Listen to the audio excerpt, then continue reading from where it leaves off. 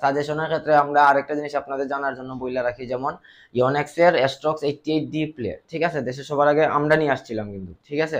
আমাদের ফেসবুকে পোস্ট দেখা দিয়েন, বা আমি এই ভিডিওতে কোথাও এড করে দিব পোস্টটা।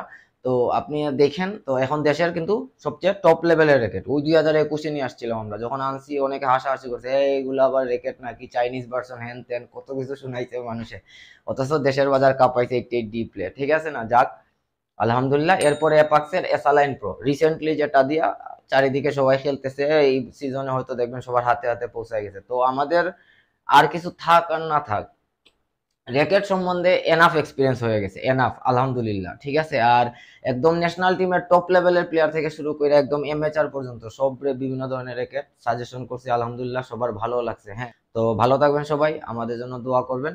আসসালামু আলাইকুম।